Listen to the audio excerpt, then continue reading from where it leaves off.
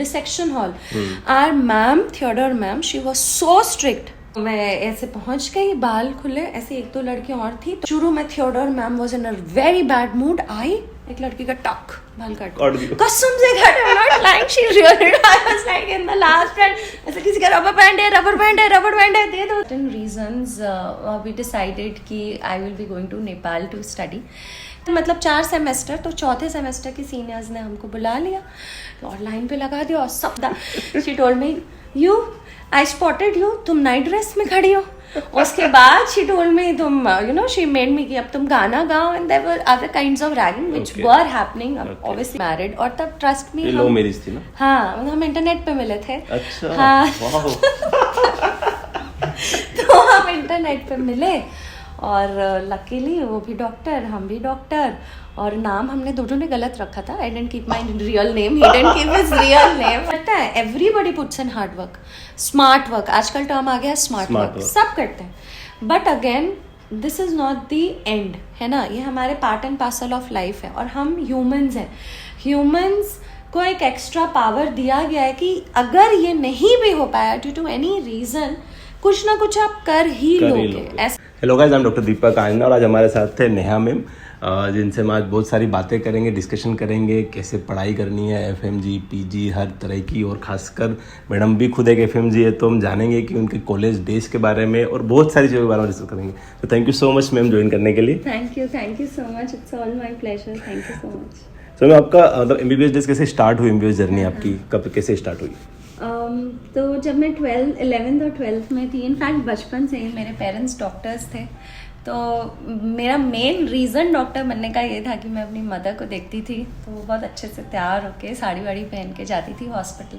तो तब से मेरे को ये नहीं पता था कि पढ़ाई बहुत करनी पड़ेगी, बट मुझे ये था कि मेरी मदर ऐसे जाती है तो मैं भी ऐसे ही जाऊँगी. तो इसलिए आई was like so inspired by हर. वो गायनेकोलॉजिस्ट है. तो मैंने तब से मन बना लिया कि मैं डॉक्टर बनूंगी. फिर बाद में पता चला, my father is a physician, mother gynaecologist है, ब्रदर एमडी कम्युनिटी मेडिसिन है. तो बाद में मुझे भी पता चला कि पढ़नी भी बहुत पड़ेगी, पर ठीक है, अब सोच लिया था तो करना ही था. तो 12th के बाद जब एग्ज़ाम दिया, then due to certain reasons we decided कि I will be going to Nepal to study. तो यहाँ पे हमारा बिहार में ना, तब झारखंड नहीं था, like I am from Ranchi. तो पहले झारखंड नहीं था, तो बिहार का एग्ज़ाम होता था. तो बिहार में 2 सेट ऑफ एग्ज़ाम्स थे. पहला एक मेन एग्ज़ाम था, फिर स्क्रीनिंग एमसीक्यू था. तो मेन निकल गया, फिर स्क्रीनिंग भी निकला, बट अनफॉर्चुनेटली थोड़ा पीछे रैंक था. Then my father was like, मेरे फ्रेंड के कुछ बच्चे वहाँ हैं, तो वहाँ जाओ, मैं नेपाल है, तो इट वुड बी नाइस. तो आई वाज लाइक ओके, अब भेज रहे हैं तो चले जाते हैं. डॉक्टर मुझे बनना ही था, सो आई वेंट देयर. सो आई कितने साल की बात है, 2010 में मैंने MBBS Manipal College of Medical Sciences Pokhara Nepal से किया. तो वहाँ पे जब मैं गई तो I was actually not prepared. मतलब मैं पता था मुझे कि पढ़ना काफ़ी है, बट वो शुरू जाते हैं ना, तो ऑल ऑफ अ सडन काफ़ी पढ़ाई भी थी. और ना मणिपाल जो पोखरा, इट्स ऑलमोस्ट क्या सेम ही है जो मणिपाल इंडिया जैसा है. तो टीचर्स भी सारे इंडियन थे एंड एवरीथिंग, सब कुछ एकदम ही सेम था, ऐसा कुछ डिफरेंट नहीं था. तो काफ़ी चीज़ें हमें पढ़नी पड़ी. प्लस मैंने कॉलेज डेज में ना, पहले मैं बहुत सीरियस स्टूडेंट हुआ करती थी, to be very honest. First year में मैं हमेशा फर्स्ट बेंच पे बैठती थी, फर्स्ट रो पे बैठती थी. बट लास्ट ईयर आते आते मैं पीछे की बेंचर हो गई क्लास. तो जब मैं ऑफलाइन क्लास भी लेती हूँ ना, मैं बच्चों को बोलती हूँ कि पहले जब फर्स्ट ईयर में होते हम आगे बैठते, लास्ट ईयर में हम पीछे पहुँच जाते हैं, बट इससे कुछ आपको जज नहीं किया जाता. तो MBBS days was quite fun. ऐसा नहीं था कि मैं पूरी टोटली पढ़ने वाली बच्ची थी. एक बैलेंस मैंने मेंटेन किया हुआ था. फिर जब फाइनल ईयर निकला, एंड टू बी ऑनेस्ट, वहाँ पे ना हम लोग काठमांडू यूनिवर्सिटी के अंदर आते थे. तो Kathmandu university and Tribhuvan university both are equally tough. मतलब उनके पेपर्स काफ़ी टफ होते हैं. तो फाइनल ईयर जब ख़त्म हुआ, बाय गॉड्स ग्रेस हो गया. डिस्टिंक्शन आया था मुझे पैथो में, आई रिमेंबर, पीएसएम में, फिजियोलॉजी में एंड फार्मा में. बट फाइनल ईयर में नहीं आ पाया क्योंकि काफ़ी मुश्किल हो गई थी तब तक पढ़ाई. हाँ, फिर वो जब ख़त्म हुई तो फिर हमें वहीं पे इंटर्नशिप, लाइक हम वहाँ इंटर्नशिप कर सकते थे एंड वो इंडिया में वैलिड था. तो तभी हमें मेडिकल काउंसिल का एग्ज़ाम भी देना था, एमसीआई का. तो मैंने उस टाइम तैयारी करी। और तुम्हें एक मज़े की बात बताती हूँ, तब हमने क्या किया, हमने टीवी भी खरीद लिया था कि अब हम हमारी फर्स्ट पोस्टिंग कम्युनिटी मेडिसिन थी, तो मैं और मेरी रूममेट हमने बोला कि टीवी भी ले लेते हैं, देखेंगे। और तब ना हमारे पास इतने सारे ऐप्स और इतने सारे मतलब सोर्सेज नहीं थे। हमारे पास एक बुक होता था Mudit Khanna, to be very honest, उसमें सारे MCQs क्वेश्चन आंसर्स होते थे। तो मैंने और मेरी दोस्त ने बोला इसको रट के जाएंगे, कुछ भी हो जाए, अभी टाइम भी कम है। वहाँ पे पोस्टिंग कम्युनिटी से इंडिया जैसी होती थी नेपाल में भी? हाँ बिल्कुल सिमिलर बिल्कुल हाँ, हमारी कम्युनिटी मेडिसिन ऐसी ही थी, फील्ड में ट्रेनिंग कराते थे और सेम पोस्टिंग्स भी वैसे ही लगती थी। पूरा इंटर्नशिप इज एकदम सेम एज इंडिया, मतलब बिल्कुल अलग नहीं है, वैसे ही रोस्टर बनता है। तो हमारी जब आप लोग ऐसे इंडिया से गए थे MBBS करने के लिए, तो वहाँ पे उस समय रैगिंग का माहौल क्या था कॉलेज में? बिल्कुल सही सवाल है। अब मैं तुमको एक फनी स्टोरी बताती हूँ। जब हम लोग छोटे होते हैं, मतलब घर पे थे, तो खाने के पहले, यूजुअली डिनर से पहले, हमारे घर में रूल था कि 8 बजे हमारे घर खाना लग जाता था। हमारी मम्मी अगर ऑपरेशन में नहीं है, घर आ चुकी हैं या नहीं भी हैं, तो 8 o'clock डिनर विल बी सब। उसके पहले तुमको पढ़ाई फिनिश करके मुंह हाथ धो के रात वाले कपड़े पहन के आना है डिनर टेबल में, ठीक है। तो अब क्या हुआ, जब मैं कॉलेज गई तो dinner was suppose to be at 7:30। मैं उसी हैबिट में मैंने क्या किया, like I change into my night dress. और नाइट ड्रेस मतलब ऐसे कुर्ता पजामा टाइप जो हम अपना पहनते हैं, ठीक है, वो मैं पहन के चली गई मेस में। और हमारा mess must common, it was not like a girls mess अलग है, बॉयज मेस अलग है, नहीं, सेम मेस था, गर्ल्स बॉयज। और ना ऐसे लाइन लगता था खाना कलेक्ट करने के, तो हम खड़े थे। हमें अभी भी याद है, मेरा ब्लू वाला वो जो हम लोग ट्राउजर्स एंड शर्ट पहनते, वो मैं पहन के, वहाँ वैसे कोई भी नहीं आया था। एक्चुअली ऑल द गर्ल्स ना, काफ़ी हमारे बैच में दिल्ली से थी, मैं रांची से, तो मैं थोड़ी सी रिजर्व्ड, आई वुड नॉट से कि ये कोई मतलब ऐसे मैं कुछ कहना नहीं चाह रही कि दिल्ली की लड़कियां ऐसी होती हैं या कैलकाटा या बॉम्बे की ऐसी होती है, बहुत अच्छी होती है सब, but they were a little more outgoing. इसको एक्सेप्ट करने में वो नहीं, एक्सपोजर बहुत था उनको। तो वो एकदम अच्छे से टिप टॉप बन के आई हुई थी मेस में, और मैं ऐसे आ गई। तो चलो उस टाइम खाना खा लिया। रात को 12 बजे कॉल आया कि हॉस्टल में कि आ जाओ, सीनियर्स बुला रहे हैं। तो हमारा ना एक डीप कैंपस होता था, जहाँ पे फर्स्ट और सेकंड ईयर के बच्चे अलग थे, और थर्ड और फोर्थ ईयर के बच्चे मेन MTH हॉस्पिटल में रहते थे, मणिपाल टीचिंग हॉस्पिटल। तो वो काफ़ी 15 मिनट की दूरी में था। तो उस टाइम सेकेंड ईयर मतलब 4 सेमेस्टर, तो चौथे सेमेस्टर के सीनियर्स ने हमको बुला लिया और लाइन पे लगा दिया। और सबसे पहले एक लड़की थी, उसका नाम ले लेती हो, क्या ही होगा, सुरभि नाम था। She told me, you I spotted you, तुम नाइट ड्रेस में खड़ी हो।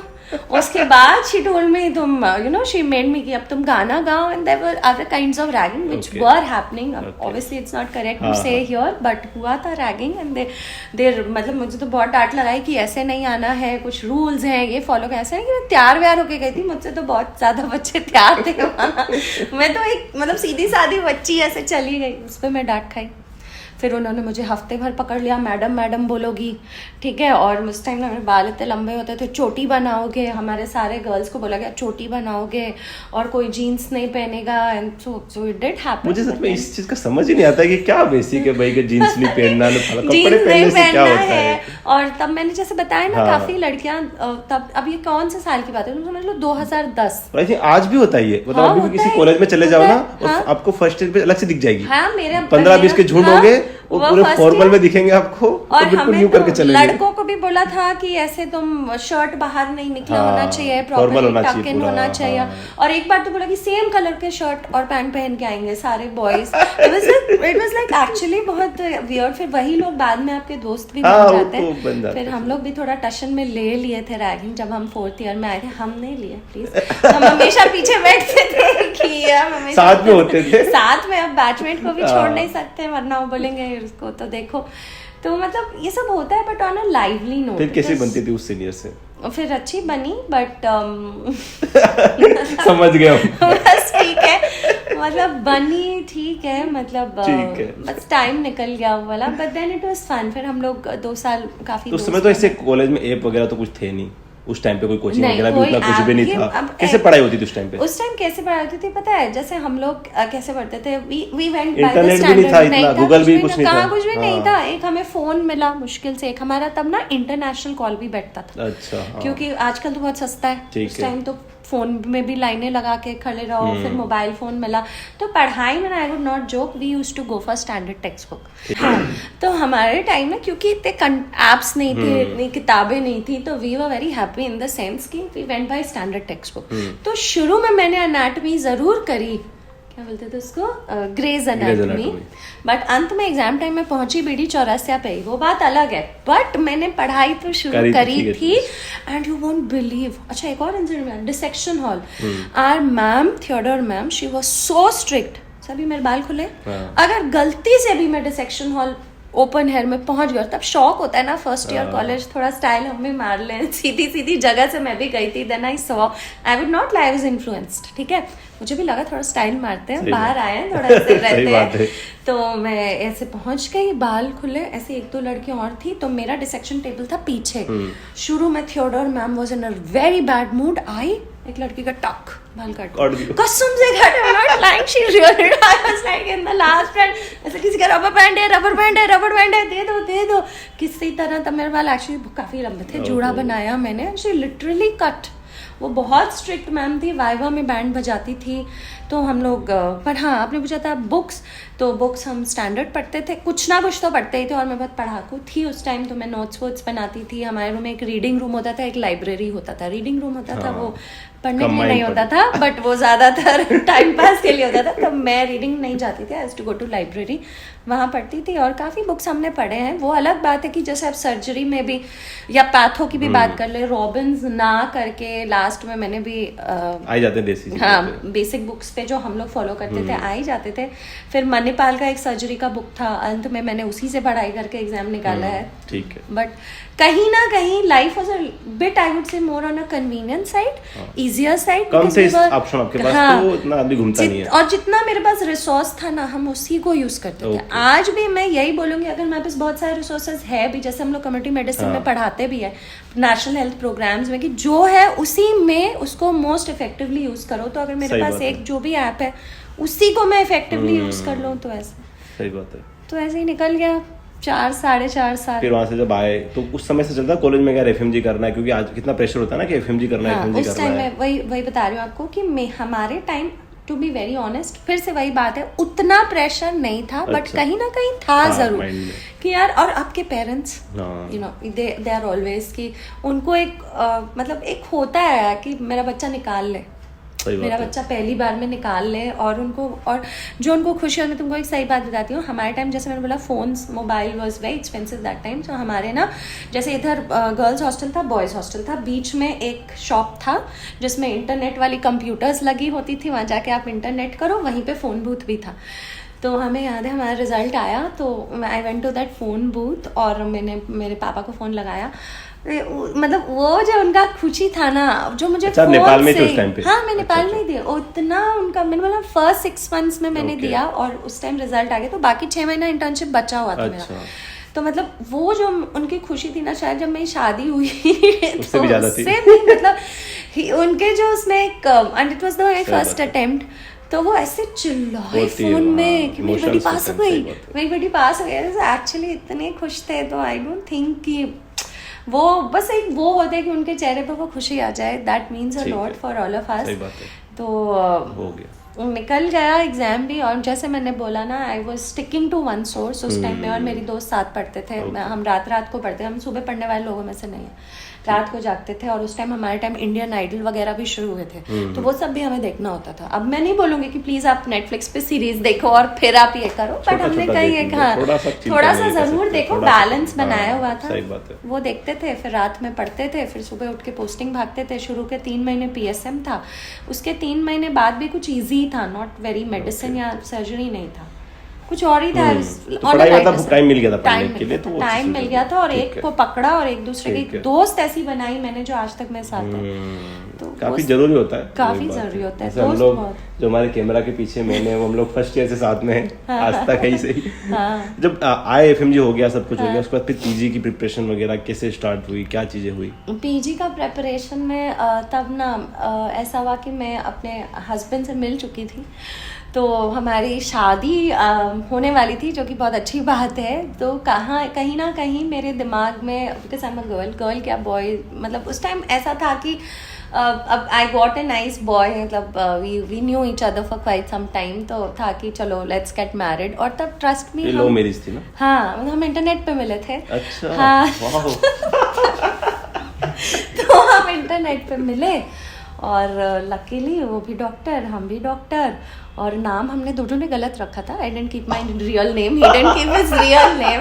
तब मैं अपने पापा के पास गई हुई थी रांची, ठीक है, मैं ये बता ही देती हूँ, 1 मिनट लगेगा। रांची गई हुई थी तो मैं बहुत बोर हो रही थी, मेरे पास लैपटॉप नहीं था उस टाइम, तो मैं पापा का लैपटॉप लगाया और वहाँ पे ऐसे टाइप किया चैटिंग रूम्स, याहू चैट में I didn't go. My time Yahoo chat बहुत फेमस था, आई डेंट गो। जैसे अब ये सब है ना, जब याहू चैट होता था, ऑर्कुट होता था, इफ़ यू हर्ड, तो मैं याहू चैट में नहीं गई, एक और चैट रूम खुला, वहाँ पे मैं गई। अब मैं वहाँ पे मैंने अपना नाम अनन्या रखा और मेरे हस्बैंड ने आलेख नहीं रखे, एलेक्स रखा। अच्छा।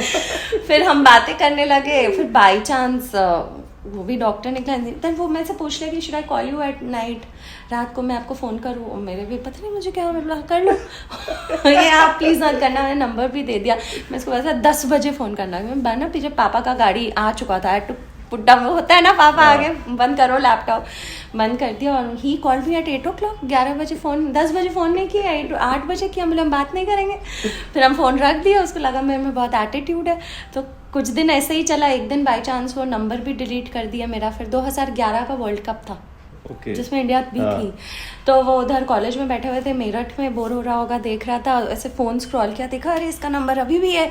और मुझे याद है उस दिन मैं सीपी में घूम रही थी अकेले, जनपथ में, ठीक है, कोई मेरे दोस्त ही नहीं उस time, like somebody everybody was gone.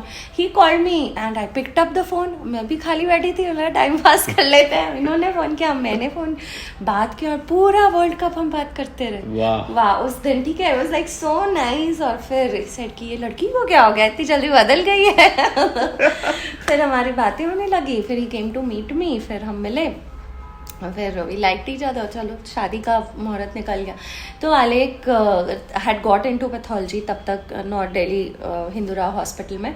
तो मुझे फिर पीएसएम डीएनबी देना था उस टाइम, तो जुलाई अगस्त में मेरा डीएनबी निकल गया, जिसमें मुझे 1000 में कुछ रैंक था। तो मैं बहुत खुश कि मुझे क्लिनिकल नहीं चाहिए था। This I was very clear कि हमको नहीं करना है क्लिनिकल, और मेरा भैया non clinical is doing very well, was doing very well, bill and Melinda Gates में है, तो I was so inspired by him कि मैं भी यही करूँगी। तो मुझे पीएसएम मिल गया सेंट स्टीफेंस में, मैं उठा लिया। अक्टूबर में मैंने ज्वाइन कर लिया। दिसंबर आई रिमेंबर नीट पीजी था, और 2012 की बात है, दिसंबर को नीट पीजी था, 12 को के आसपास। मेरी शादी थी 7 दिसंबर। अच्छा। हाँ, तो मैंने लगा कि यार शादी तो एक लाइफ में एक ही बार होती है, ठीक है, तो इसको तो मैं पूरा एंजॉय करूंगी, कुछ भी हो जाए, मुझे अच्छा लड़का मिल ही गया है, इसको नहीं छोड़ूंगी मैं, कुछ भी हो जाए तो। और फिर अब डिग्री एक मिल ही गई है, कॉलेज में सिलेक्शन हो ही गया था, तो फिर मैंने तो टू बी वेरी ऑनेस्ट थोड़ा अगेन मैंने ढील मारा उस टाइम, ठीक है, क्योंकि मैं ज्वाइन कर चुकी थी स्टीफेंस, आलेख हिंदूराव में पास तो ब्रांच जैसे नॉन क्लिनिकल चाहिए थी, नॉन क्लिनिकल चाहिए, तो लाइफ सेट थी। फिर जब ये हुआ तो मुझे फिर दिल्ली से बाहर कुछ मिलता नीट पीजी में, तो I left that choice. I was very happy कि मैं सेंट स्टीफेंस में पीएसएम में हूँ, आलेख यहीं है। फिर हमने 3 साल लग के मेहनत करी, आलेख was also doing DNB pathology, और मैं सेंट स्टीफेंस से कर रही थी। फिर हमने 3 साल मेहनत किया, साथ में like we were married, so enjoy भी किया। और फिर मेरा एग्ज़ाम पड़ा था सेंट जॉन्स, आलेख का पड़ा था चंडीगढ़ पीजीआई। हमने साथ में एग्ज़ाम निकाला, वो 6 महीने में से पहले थे, निकाला उन्होंने, फिर मैंने बाद में निकाला 6 महीना। फिर हमने सीनियर रेजिडेंसी करी north Delhi municipal corporation Hindu Rao से। बस फिर मैं रिसर्चर बन गई, आई वेंट टू एमिटी, और बेसिकली मैं रिसर्चर हूँ। 2018 तक मैं रिसर्चर थी, 19 तक। काफ़ी सारे आर्टिकल्स लिखे मैंने, 50 आर्टिकल्स आई हैव, काफ़ी सारे पब्लिश किए। बेसिकली मेरा काम सर्वाइकल कैंसर पे है, अभी भी मैं कर रही हूँ उस पर। तो उसके बाद ये हुआ, फिर बाय चांस मैंने एक यूट्यूब चैनल खोला 2019 में। 2019 में? हाँ। अच्छा। उससे पहले आपने पढ़ाया नहीं था? नहीं, कभी नहीं पढ़ाया। अच्छा। कभी भी नहीं पढ़ाया, मतलब पढ़ाया कॉलेज में उस टाइप बेसिक वाला, ऑफिशियली नहीं पढ़ाया था, मतलब कॉलेज में एज ए सीनियर रेजिडेंट वैसे पढ़ाया था। फिर आलेख ने मुझे बोला कि कुछ ऐसे पढ़ाओ तुम भी, तब इंस्टा नया नया आया था, तो इंस्टा तो नहीं, मैंने यूट्यूब खोला अपने, और वहाँ पे मेरे एक घर के, यहाँ देख रहे हो ना, घर के पीछे एक रूम है, वहाँ मैंने एक व्हाइट बोर्ड लगाया और वहाँ पढ़ाना बोर्ड शुरू, से हाँ पढ़ाना 2018 एंड की बात 18 एंड में शुरू किया मैंने वहाँ से पढ़ाना। फिर 2019 तब मैं अमेठी में ही थी, फिर 19 में कोविड आ गया, तो कोविड में सब बंद हो गया। फिर इसका फ़ोन आया अन अकेडमी का, आप पढ़ाएंगी? मैं उछल गई, कूदने लगी, हाँ पढ़ाऊंगी जबकि मेरी कोई तैयारी नहीं थी। तो मैं ऐसा करती हूँ, even if I am not prepared ना, मैं वो अपॉर्चुनिटी नहीं छोड़ूंगी, कुछ भी हो जाए कुछ ना कुछ तो कर ही लेंगे। मैंने उस अपॉर्चुनिटी को ग्रैब किया, एक दो बार मेरे दिमाग में आया भी करूँ ना करूँ, बट उस अपॉर्चुनिटी को ग्रैब कर लिया। और फिर देन अब मेरी ज़िंदगी में और कुछ नहीं है, हमको बहुत प्यार है टीचिंग से, and that is what I enjoy. बस तो चल रहा है। कैसा रहा फिर अन अकेडमी का सफर? अन अकेडमी मैं बहुत थैंकफुल हूँ, I am actually very grateful to Unacademy, जिसने मुझे एक्चुअली मौका दिया, ठीक है। और पहले जब मैं लाइव क्लासेस लेती थी, मैं ऐसे भी बता रही हूँ, एक दो बार ऐसा भी हुआ मैं चीज़ें याद नहीं थी मुझे, मैं तब प्रिपेयर कर रही थी साथ। उसके पहले मुझे एक स्टुपायर मेड करके ऐप भी है, उन्होंने अप्रोच किया था, उनके लिए मैंने रिकॉर्डिंग भी करी थी, ठीक है। तो पढ़ाई हो रही थी, बट बहुत बार मैं क्लासेस से पहले, घर भी है, बच्चा भी है, तब तक I had a daughter, she was 3 years old, घर भी देखना है, अपना टाइम भी निकालना है, वापस से पूरा PSM पढ़ना है, क्योंकि जब आप एक लार्ज प्लेटफॉर्म पे पढ़ाते हो, आप में वो सब होना चाहिए, आपको रहना है।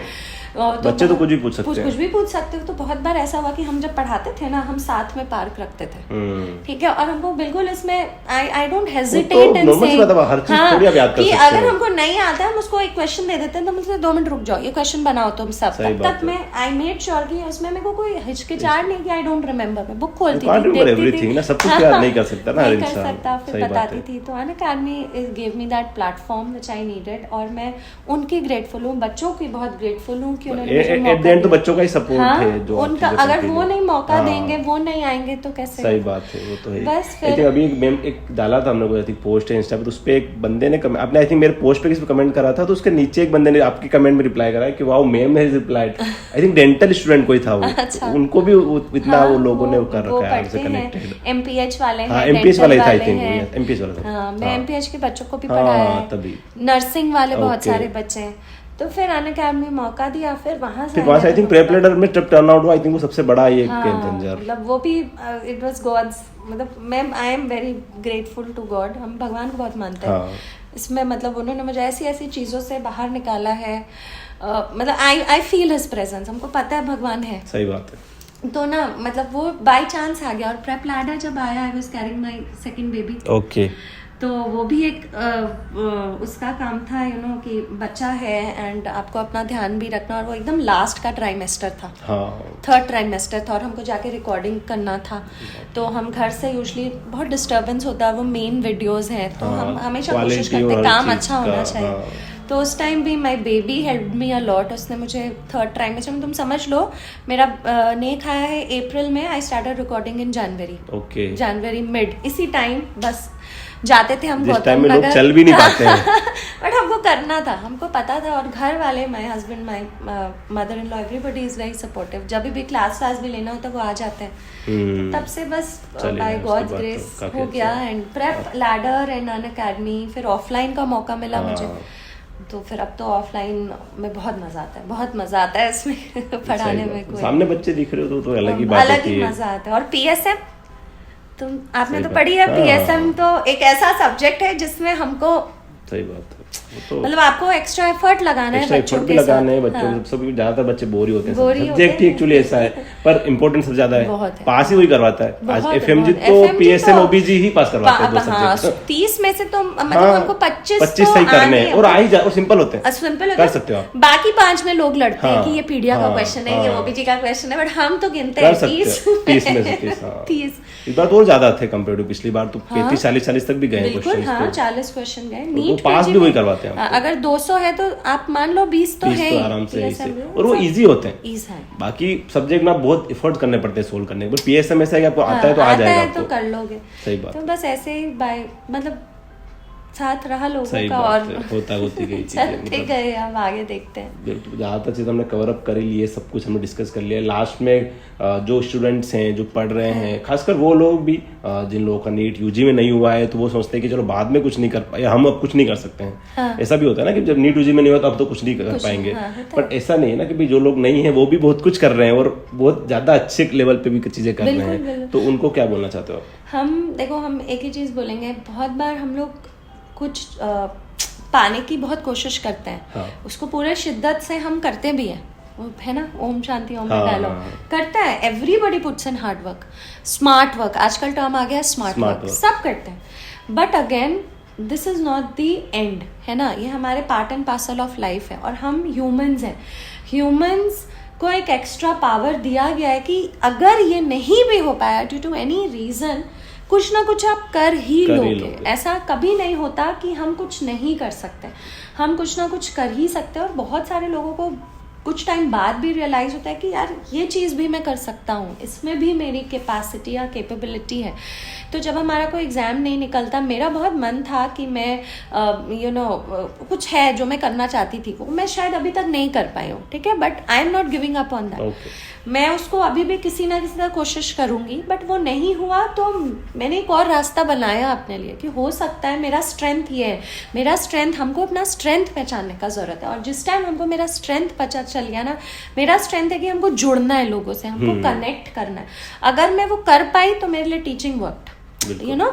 तो आपको भगवान मौका देगा, आप बस उसको पकड़ो। ऑब्वियसली डिसहार्टेंड इंसान होता है, तो डिसहार्टेंड नहीं होना। और एफएमजी का अगर बात करें पर्टिकुलरली, क्योंकि मैंने भी किया है, मेरे काफ़ी दोस्त हैं जिनका नहीं निकला। मैं एक छोटी सी स्टोरी यहाँ भी बता देती हूँ। मेरा एक दोस्त है जिसका नहीं निकला, आज तक नहीं निकला, आप समझ लो, लाइक वी आर आपसे आज से 6-7 साल पहले की बात है, बट उन्होंने हिम्मत नहीं हारी, उन्होंने क्या किया, MBA कर लिया, ठीक है, and then he became like the MS of the hospital, ठीक है। और आज के टाइम में वो बहुत अच्छा काम, ये मैं नहीं कर रही हूँ कि अब आप अभी छोड़ दो, बट मौका उसने ढूंढा। और अभी किसी भी बच्चे का मान लो नहीं होता है, वो फोन करते हो उसको, ही मेक श्योर कि जब तक नहीं हुआ वो किसी काम में और साथ में जिसको सपोर्ट भी है, तो कभी हिम्मत मत हारना। और ये एंड नहीं है, अभी लाइफ बहुत आगे, अभी शादी होनी है बच्चों, वो अलग चैलेंज है, घर साथ में लेके चलना वो अलग, वो ज्यादा बड़ा चैलेंज है, वो ज्यादा बड़ा चैलेंज है। और उसमें आप एज अ वुमन भी क्या, एज अ मैन हो, आज के टाइम मैन और वुमन सबको अपना परिवार लेके ही चलना पड़ता है। तो बिल्कुल हताश निराश नहीं हो, टाइम लगता है बट हो जाएगा, और कुछ ना कुछ रास्ता हम निकल ही जाएगा। बस डेडिकेशन, डिटर्मिनेशन, डिवोशन, और कोई एक इंसान हो तुम्हारे साथ जो आपको समझता हो। बाकी किसी से भी बात करो, don't make it the end of your life please, it's never the end, it's the beginning. अभी तो रास्ता शुरू हुआ है, फिर कहीं ना कहीं पहुंच ही जाएंगे। बिल्कुल। So thank you so much ma'am, आपने इतना हमको टाइम दिया, बहुत अच्छा डिस्कशन करा, बहुत सारी चीज़ मुझे भी आज पता चली और ऑनलाइन चैट से बहुत कुछ चीज़ें हो सकती है, थोड़ा सा मोटिवेशन भी आज मिला। Thank you. कुछ भी हो सकता है, आपको पता नहीं है कब कौन कहाँ मिल जाए। तो thank you so much again for this time, and इस तरह की और वीडियोस देखने के लिए चैनल को सब्सक्राइब करिए और अपने दोस्तों के साथ इस वीडियो को शेयर करिए। Thank you so much. Thank you.